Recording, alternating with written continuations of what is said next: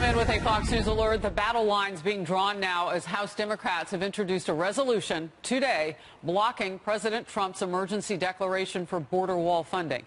House Speaker Nancy Pelosi says the full House vote will be on Tuesday, and she's not ruling out a lawsuit against the order.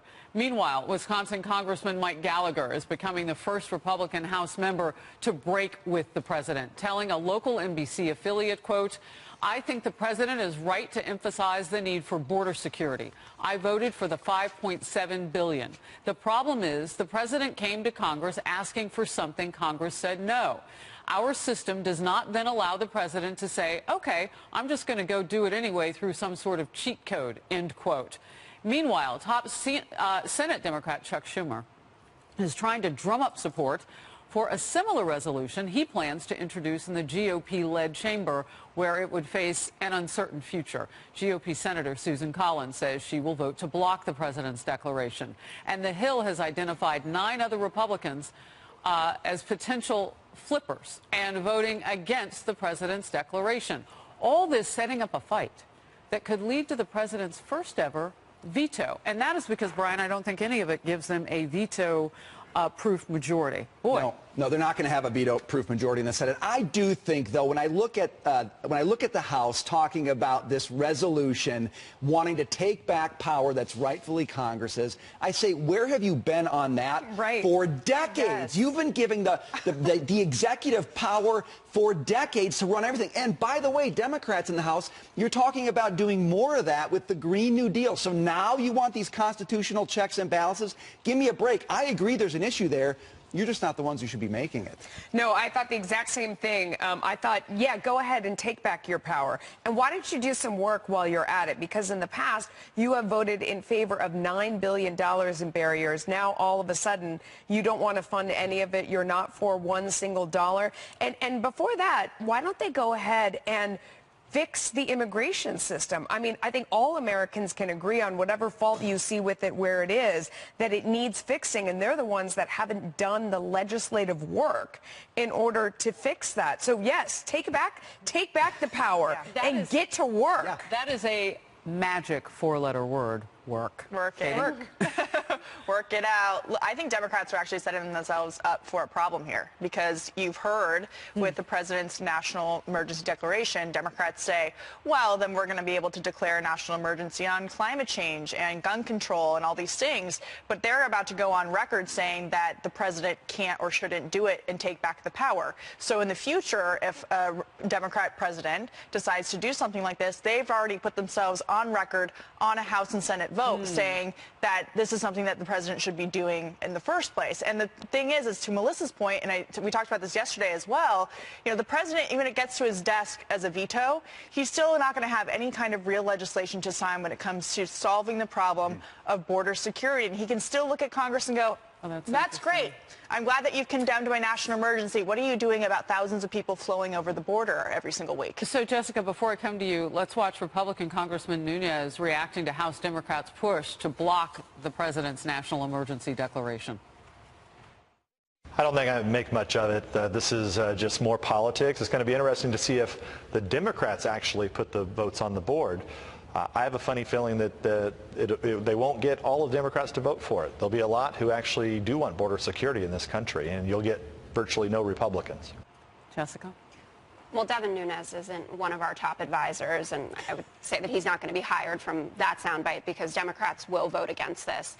The difference between this national emergency declaration and what might come in the past or what has been before is how the cash is being appropriated. President Trump wants to take money from other areas, and I think that if the Democrats were to make a case about climate change or gun violence, they would have better statistics to back that up. The president also, and we all caught it when he was giving that emergency declaration press conference, said, I didn't need to do this. But he admitted in the preamble that it was unnecessary, and he's had over 2 years to do this, and he didn't move on it. So the Democrats have a very strong case here. That's what, is it 16 states that are already suing him about it? There are 16 so far. And they're using his language against him, and for good reason. Brian, first of all, let's just step back, because we haven't really spent much time on what the president said, and those words are still hanging in the air like a thought balloon. What's your thought on it? Well, look, I think it's funny that we're sitting here parsing the president's words so closely and somehow assuming that that's what this thing tips on. The issue tips on, exactly to your point earlier, has anybody in Congress done the work needed to get something done on immigration? And the answer is no. And when you look at Why this didn't Republicans get it done? Because and don't talk to me about a 60 vote majority. I just mean putting something up that they would even put to the floor. You know what I'm trying to say. Well, they didn't get it done last spring because there were midterm elections coming, and Republicans didn't want to take tough votes and fight out a wall with an election coming. And then they lost the election anyway and put the president in a very difficult spot in December before the House was turned over to Democrats. And Republicans for decades have also been responsible for this ongoing crisis at the border. It's not just Trump. It's not just Obama. It's not just George W. Bush. It's been going on for a very long time. And here's a president trying to stop the new crisis with Central Americans, and he doesn't seem to be getting any support. So Republicans have a lot of responsibility here, but the reason they didn't get it done over the first 2 years is because they didn't want to take the political risk with the midterm election. Well, and it takes two to tango here as well. And the fact is they've not had a partner in this. They've not played the ball the right way, but Democrats haven't been a partner in this. Yeah, they're open borders. And so as a result, you get nothing done. And so the president looks at that and says, this is an emergency. Congress, you gave me the ability to declare this national emergency. I'm going to do it, and let's see what happens. That's action. The facts don't bear it out.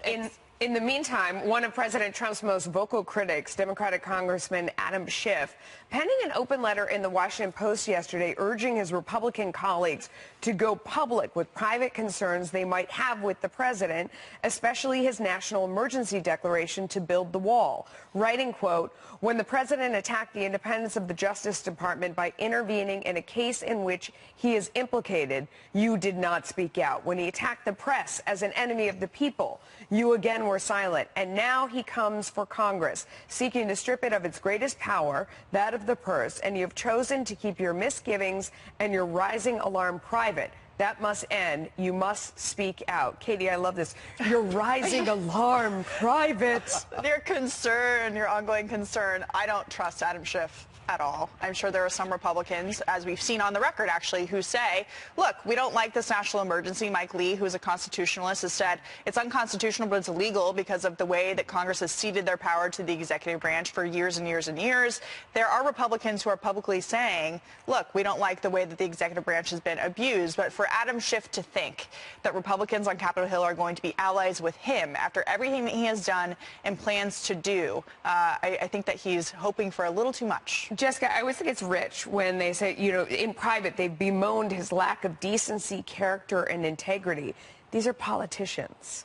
Right. You know, I mean, it just sort of, I don't think of them as leaders in character and integrity. Oh, that's sad. But it's true. I mean...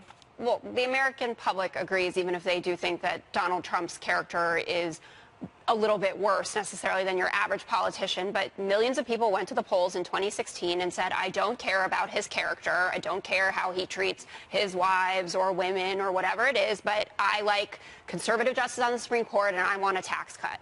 And these people have gotten, Republicans in Congress have largely gotten an agenda in line with Republican priorities. The national emergency is a bit of an outlier there, but the idea that Adam Schiff is going to be getting them to come out of the wings on this one is rich. But Senate Republicans, I think, are doing their job here. We already have 9 that are saying we're not going for this, which is going to halt it in its tracks. And Brian?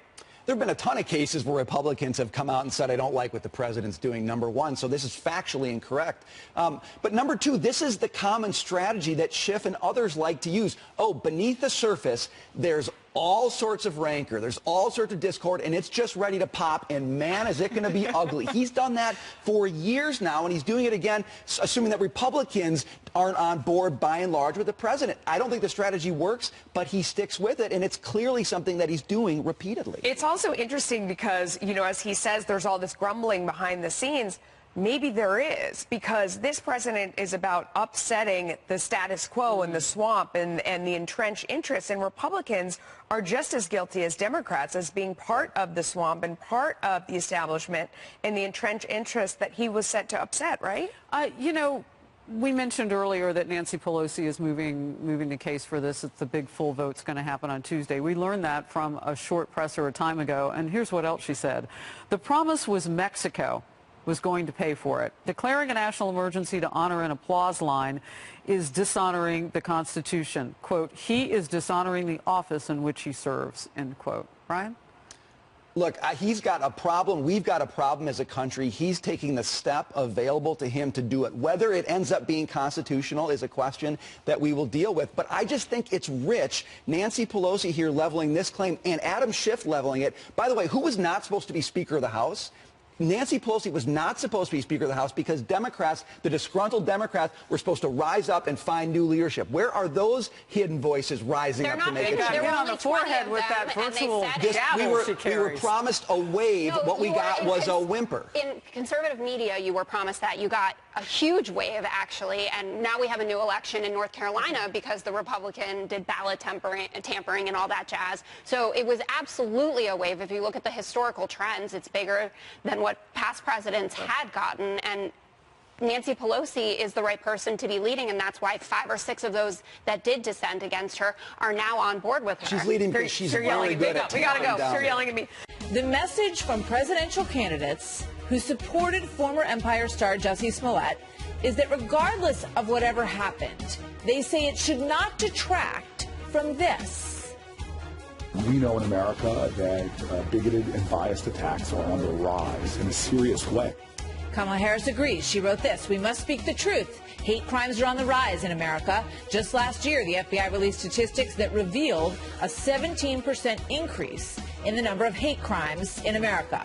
Smollett is hardly the only hoax perpetrated on the public in the name of gaining the aura of what is now referred to as victimhood chic, or convincing the public that Trumpism leads to bigotry. Here are just a few of the examples of similar acts since President Trump was elected. Indiana, Hitler references and gay slurs spray painted on St. David's Episcopal Church right after the election. Trump backers were blamed, but it turned out that it was the organist at the church. He was a gay man who said that he was fearful about the outcome of the election and he wanted others to, quote, be scared with me. In New York, 18-year-old Yamiz Sawade shocked the city in 2016 with a terrible story about Trump supporters who had screamed at her on the subway and tried to rip off her hijab. 2 weeks later, she admitted she had made the whole thing up. And in Michigan, when graffiti saying KKK and leave N-word kept showing up over the course of a month at Eastern Michigan University, it turned out that it was coming from a former African-American student who had gone there. And of course, the recent Covington High School boys, who Nathan Phillips claimed were attacking 4 black individuals on the plaza in Washington, D.C. But then the tape later revealed that it was actually the opposite. Members of the Black Israelites were in fact taunting the boys, calling them incest babies, among other things. My next guest has written extensively about hate crime statistics as they actually exist in this country. Robbie Suave is the associate editor at Reason and the author of the upcoming book, Panic Attack, Young Radicals in the Age of Trump. Robbie, good to have you here tonight. Thank you for having me. Good to be here. It's so important in these situations when there are these statements that are thrown out there as just sort of articles of faith that we drill down and we do take a look. What is actually going on in the country? Is it something to be concerned about? Is it epidemic? What have you found when it comes to hate crimes?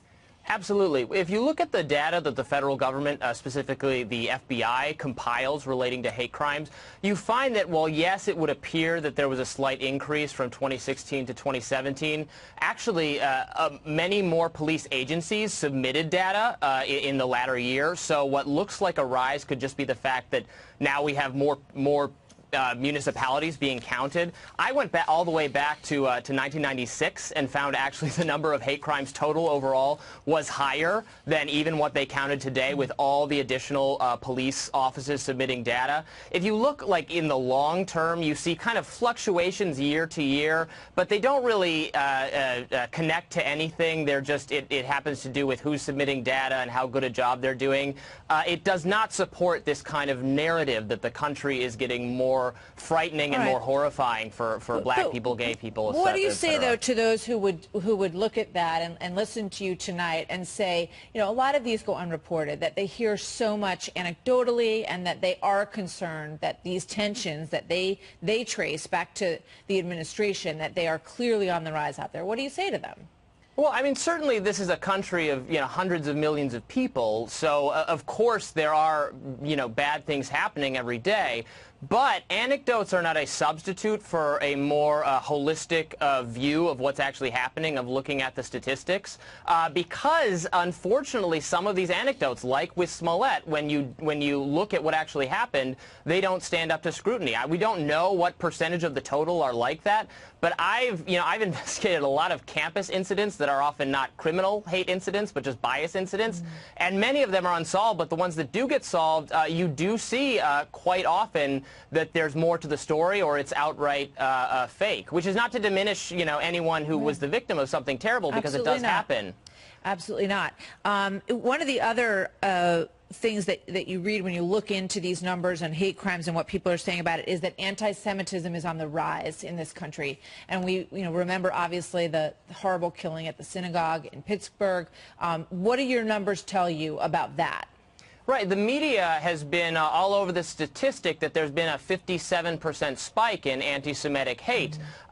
This was from the Anti-Defamation League, but I looked specifically at the statistic. Actually, anti-Semitic violence was way down since Trump's election. The increase had to do with bomb threats made by a single person, a teenager who's crazy, who lived in Israel, that he made against Jewish institutions, which is terrible, don't get me wrong. But again, this is not...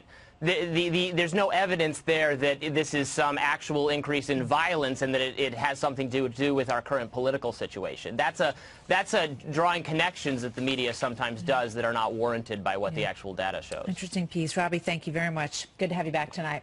My pleasure.